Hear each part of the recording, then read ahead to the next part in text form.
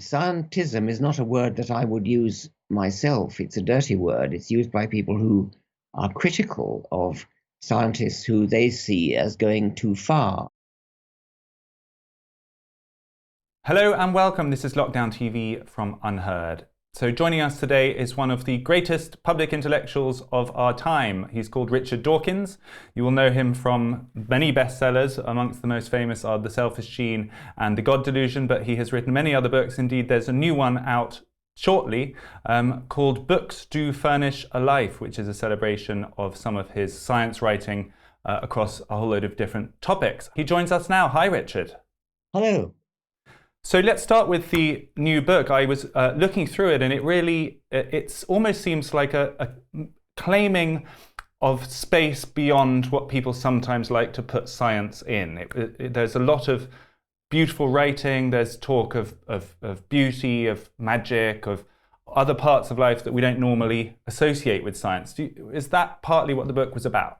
Well, I suppose so, yes. It's about the literature of science, and it's actually just a collection of my book-related writing. So over the years, I've done a lot of book reviewing, a lot of writing of forewords to books, a few afterwords to books. So anything to do with books, Gillian Summerscales and I gathered together under the sort of umbrella of science as literature. There's some passages in it. I've got just a quote here where you're talking about the beauty of nature. The streamlined beauty of a swimming whale, the muscular tautness of a stalking big cat, the iridescent extravaganza of peacock or scarlet macaw. I mean, this is almost sort of transcendent. Would you sign up to that adjective? Well, I'm not sure. I certainly feel that science is a good vehicle for poetic writing, and so the passage you read there, I suppose, aspires to be poetic, and I do from time to time. But in general, I feel that scientists ought to write in a way that's attractive, readable, clear, and sometimes even poetic. There's a moment in the writings where you talk about scientism, and your sense that that's a notion that sometimes reeled out in what you describe as a slightly snobbish way, where it seems like people are trying to sort of treat science as if it only exists on the rational sphere. What do you mean by scientism in that context, and how would you defend from it? Scientism is not a word that I would use myself. It's a dirty word. It's used by people who are critical of scientists who they see as going too far and trying to usurp territory which properly belongs to other fields. So you need to ask somebody who actually uses the word scientism what they mean by it. What I understand by it is something negative, which is sometimes applied to me and which I disown. I think that science actually is the only way to understand what is true about the real world. I do not think that science is the right way to decide what is right and wrong, or what is aesthetically pleasing. That's a matter for others to judge. So perhaps we actually had an essay by a philosopher called Matthew Crawford on UnHerd recently about scientism, and I think his definition was when science moves from a mode of inquiry into a source of authority. And his worry was that particularly during these past pandemic months, there's been a sense that calls to science have been used to shut down debate in parts, or maybe to establish moral virtue. Are you anxious about that at all? Well, I'd be surprised if it was used to establish moral virtue, but in the case of the pandemic, it really is about time we started listening to science. I mean, science is the way to discover the right answer to anything about the real world, and that, of course, includes how to deal with a serious epidemic like the one we're now going through. So we really do need to listen to science, and science should not, in this case, be accused of overstretching itself. So when we get, for example, here in the UK, we've obviously had this new cadre of sort of scientist celebrities that we've all become familiar with from our TV sets every evening, who are epidemiologists who are suddenly now, letting us know whether freedoms will be restored or not. Do you think there is a threshold, even if we haven't crossed it, when science starts becoming too political? Epidemiology is the subject you need to know in order to make these decisions. The decisions are taken by politicians uh, with scientific advice, and it's I suppose can be a bit disconcerting when scientists disagree. But of course, uh, they're bound to disagree because they're looking at this at different data, looking at the same data with different spectacles on. Scientists don't always agree about everything, but there is no other subject other than science which is going to tell you what the right thing to do is from an epidemiological point of view. But if it, I suppose I meant if it becomes a moral or a societal question, really, whether what degree of risk or mortality one is prepared to live with in exchange for what kind of freedoms or way of life. I mean, that, I suppose, then is a political rather than a scientific question. That's a good point, and that is a political decision because you have to balance what science tells you about the risks, as you say, with social costs. For example, the social cost of not being able to associate with your friends and relatives, the economic cost of industry shutting down, of not being able to go into shops. Commerce is badly affected. So these are all societal questions which have to be, as you say, balanced up against the risks which only science can tell you about. And has your overall sense of over the last year and a half been that we've got that balance about right in Western democracies, or have you been anxious about it at all? Say I'm not a good person to judge that. I mean, I think some countries have got it righter than others, and some countries have got it very wrong. It is a very difficult matter, and I do sympathise with politicians who have to take these difficult decisions. They're getting advice from scientists and rightly taking advice from scientists. On the other hand, they have to make decisions about the effects on the economy, the effects on social life and things. It is a very difficult matter, and some countries have got it better than others. I wonder what your thoughts are on the kind of evolutionary impact of this new departure. It feels like it might be significant if we move from lots of individuals being selfish in the evolutionary sense and having different risk appetites and everybody working in their community or family or individual versus the new fashion, which is that a central expert group will decide on behalf of the whole of society what level of risk is permissible. That evolutionarily, that seems quite novel. Yes, well, I'm not sure about novel. I mean, it's true that in individual decisions people take, like, I'm not going to get vaccinated because I don't care, or it doesn't worry me, or I'm young and therefore I'm unlikely to get it seriously, and so on, have to be balanced against the social cost, in this case, epidemiological cost. One of the main lessons that epidemiology has taught us is that when you have an epidemic, there is a critical mass of people who, if you can get them vaccinated, then the epidemic will not spread. And so it is not a matter of self-interest. It should not be a matter of self-interest, because when you decide not to wear a mask, when you decide not to get vaccinated, it's not just a matter of your own decision for your own welfare, your own risk. You are actually risking other people if you do not do the social thing and get vaccinated or wear a mask, whatever the advice happens to be. So would you be of the view then, those kinds of things, let's say vaccination, it would be morally acceptable to make them compulsory on that basis? Or do you feel that that would be a case of sort of science going too far? Where would you stand on that one? That's a case of politics going too far. I think that actual compulsion, go to jail if you're not vaccinated, I wouldn't do that. But I think it would be a good idea to explain to people that it really is a moral responsibility. It's a bit like explaining to people, it's not quite like driving on the proper side of the road, left or right side of the road. But it's kind of like that. It's a social responsibility that many people simply don't understand. Especially in America, you'll hear people saying, well, I'm prepared to take the risk. That's not the point. It's not the point whether you're prepared to take the risk. The point is that you're risking other people's lives. And without resorting to compulsion, I think very strong persuasion, put it that way.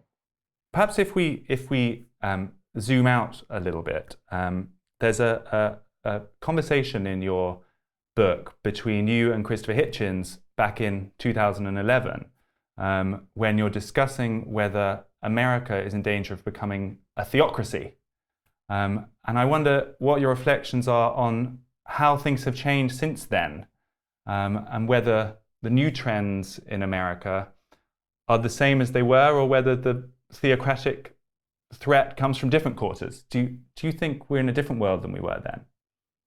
I think things are getting better in America.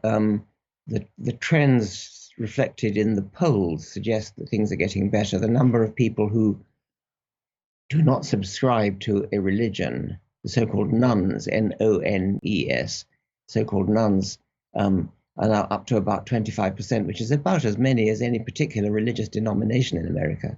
So that's pretty good news. It's not news which has reached the eyes of politicians necessarily, because they still seem to feel the need to suck up to religious special interest groups and to ignore the non-believers in America. But statistically, things are going the right direction, I think, since that interview with Christopher Hitchens. I wonder what your response would be to the idea that some of the religious impulse that was more talked about at that period is now having more secular outlets. In terms of cultural questions, sometimes it seems like the secular extreme atheist part of society is feeling almost religious fervor about a new set of issues. Do you observe that?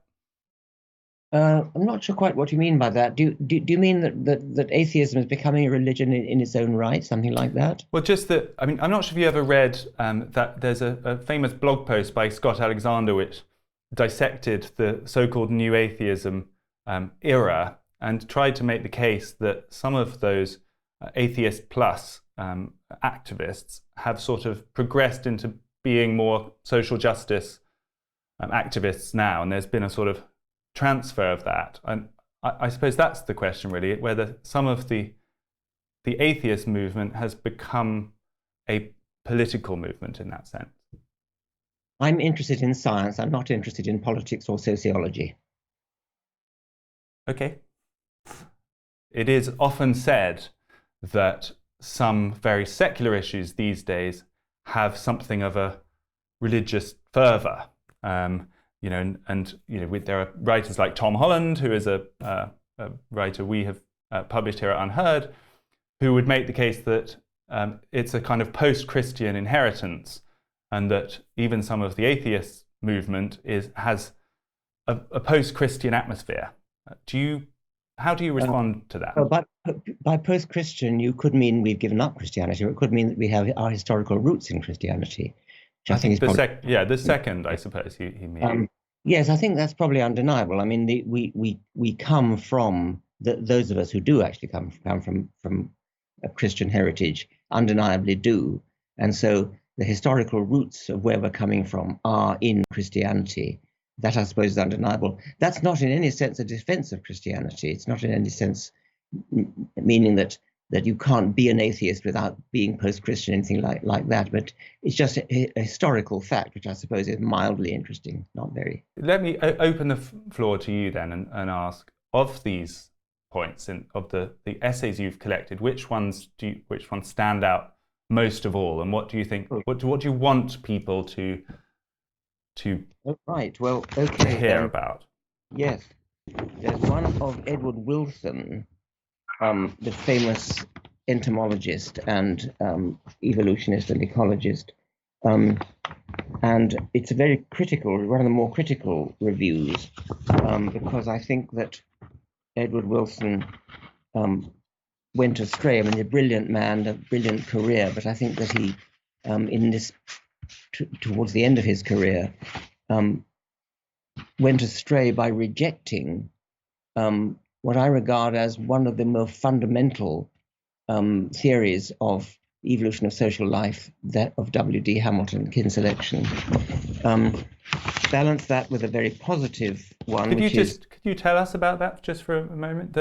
Yes, what did he get wrong on kin selection? Oh, okay. Well, kin selection, as you may know, is the theory of social life based on genes. So animals are expected in the theory of natural selection, theory of neo-Darwinism, to behave altruistically towards any other individuals who share their genes. And this is why we have parental care. Parental care seems obvious, but parental care is only a special case of caring for other individuals who share the same genes. Caring for siblings, caring for nephews and nieces is just like parental care. It's just that there are more practical opportunities to care for your offspring than there are to care for your siblings or your nephews and nieces. But genetically speaking, it's the same thing. Now, that's the theory which was developed by W.D. Hamilton in the 1960s and is the foundation of really the whole of modern behavioral ecology, the whole of modern ethology, sociobiology. And it was central to Wilson's great book, Sociobiology, in 1975. But then more recently, in the 2000s, he has rejected all that and started talking about group selection in a very unhelpful way, I think. So that's the basis of and group selection is different because it ignores the genetic component. Sort of, yes. It says that the reason why animals are altruistic is that groups that contain altruistic individuals survive better than groups that don't.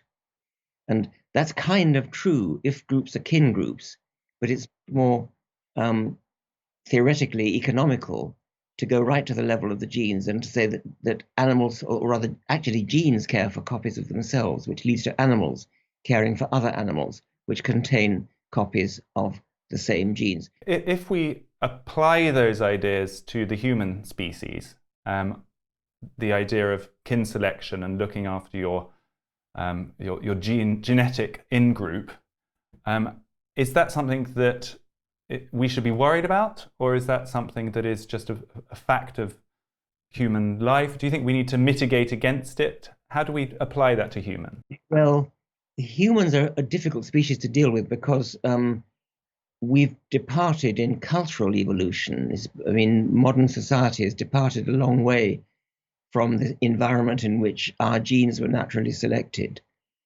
If you look at primitive peoples like the Yanomamo in the Brazilian jungle, or like the Kalahari, the Khoisan, then you see something much closer to what you would expect on the theory of kin selection. Another of the essays in the book is about Napoleon Chagnon, who was a great anthropologist who studied the Yanomamo in Brazil. And he was somewhat unusual among anthropologists at the time in that he bothered to learn up some Darwinism. And he applied his Darwinism to the Yanomamo and showed how beautifully kin selection, Darwinism generally, explains the behavior of these so-called fierce people. They live in village groups, and they're extremely aggressive. They fight over women. They do all the kinds of things which a Darwinian might expect.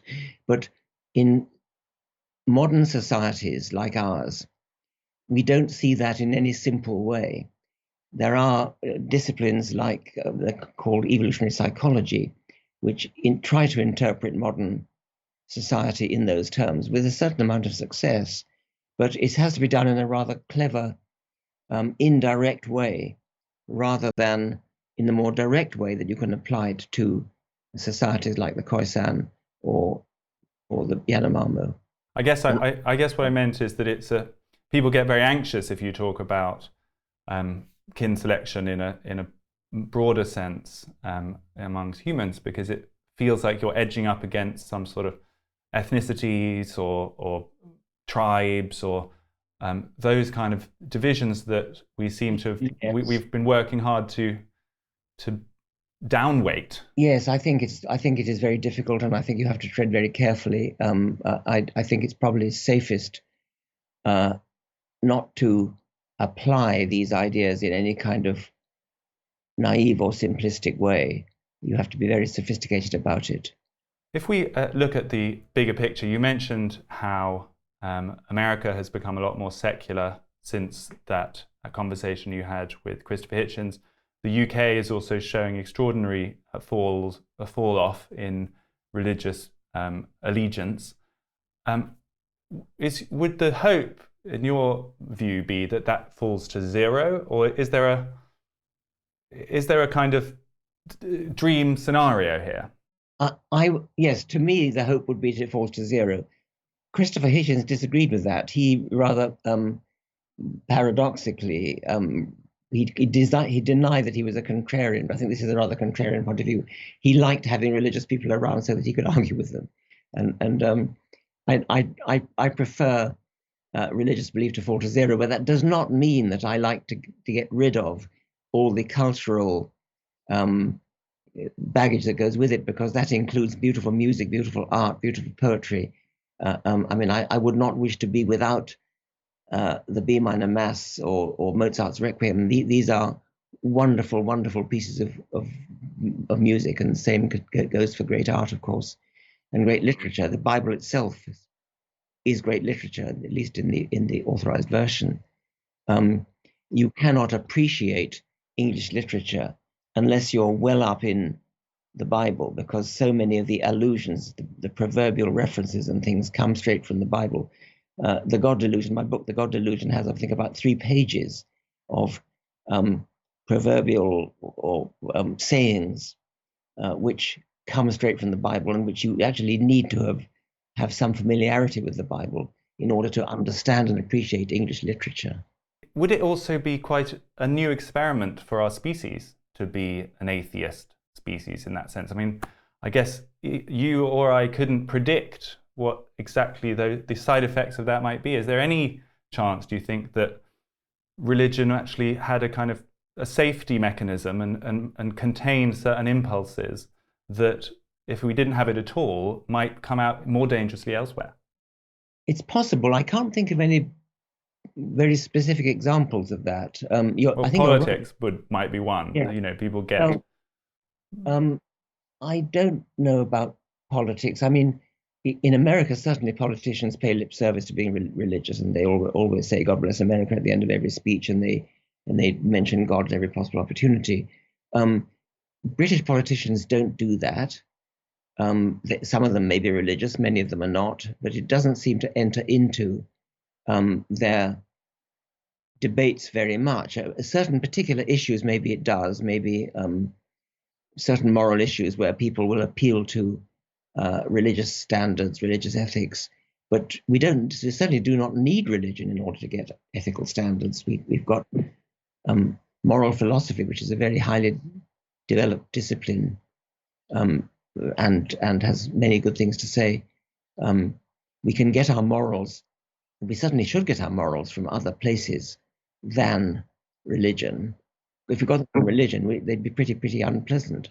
How do you think that's going so far, our collective attempt as a species to get our morals from other places than religion, in the most recent 10 years where it's shown the most dramatic decline? I mean, can we make any deductions how well that experiment is going? Well, I think that there is definitely, over historical time, a trend towards getting more what I would call moral, what you would probably call moral. We're getting nicer. Things are getting better from a moral point of view. Steven Pinker documents this massively in his book, The Better Angels of Our Nature. We no longer have public executions, public torturings. We no longer have the stocks where we throw rotten eggs at people. We no longer torture cats for the sheer amusement. Bullfighting is going out.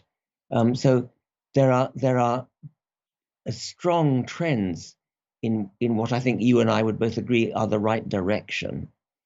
And these are secular trends. Religious people have possibly contributed, for example, to the abolition of slavery, but that was in the teeth of other religious people. Slavery is sanctioned in the Bible, after all. So things like the abolition of slavery, the decline of racism, the decline of sexism, all these good trends are I think, in the main secular trends. So And there's a interesting dialogue with Steven Pinker in your book as well. I wonder, are there points where you take issue with him, or his kind of ultra optimistic view of the progress of our species? Are there points where you would be more hesitant about how well it's all going? I mean, he's one of the great optimists, and he's remarkably articulate and well informed about it. Matt Ridley is another of the people that I talk to, who is another celebrated optimist, coming from a more economic point of view. I hesitate to be quite so optimistic as my friends, Steve Pinker and Matt Ridley. But what are you less optimistic about, I suppose? I'm keen to know if there are anything that troubles you about. I suppose climate change. I mean, I think Matt Ridley is optimistic, as he believes that science can solve problems and always has solved problems, and that as big as the problems may seem to be at the present time, he has a kind of faith that science will come through and solve those problems. And I would like to believe that. Perhaps we need a bit of a dose of optimism, but I'm not sure that I'm well enough informed, actually, to go as far as he does. So overall, do you feel that, if you look around at the state of the world and the state of our species in a more general sense, you're not worried about the direction? Because, we get a lot of guests on this show, and we have a lot of people who really think we're in a difficult time. Things are becoming more tribal. I've heard people say that the era of rational thought is sort of dying away, and we're returning to a more tribal way of thinking. Do you have sympathy with any of that anxiety? Well, put it this way: if I thought that was going to happen, I mean, if I thought that the world was going to descend into, use a Churchillian phrase, a new dark age with a lack of rationality, I would be very, very upset indeed. I find it hard to imagine a worse scenario, really, than that we should descend into superstition and irrationality and lack of scientific sense. So I certainly hope that isn't happening. I cannot believe it really is. If there are short-term trends in the wrong direction, then let's hope they're short-term. As for climate change, which is I think a very serious problem. Nobody would deny that that's a very serious problem. And if it is to be solved, it will be science that solves it. And let's hope that it does. But we must not be complacent. That's certainly true. So you would conclude with a note of cautious optimism, perhaps, Richard, that we needn't tear our hair out that the age of rationality is dead. That was a hope, and a very strong hope, and I've got to be optimistic and believe that. As for climate change, I think we've got to take it very, very seriously and trust in science. If anything can save us, science will. Richard Dawkins, thank you so much. Thank you very much. That was Richard Dawkins, the famous atheist and author, sharing some of his thoughts on a new book he's got coming out, and much else. Thanks to him for joining, and to you for watching. This was Lockdown TV.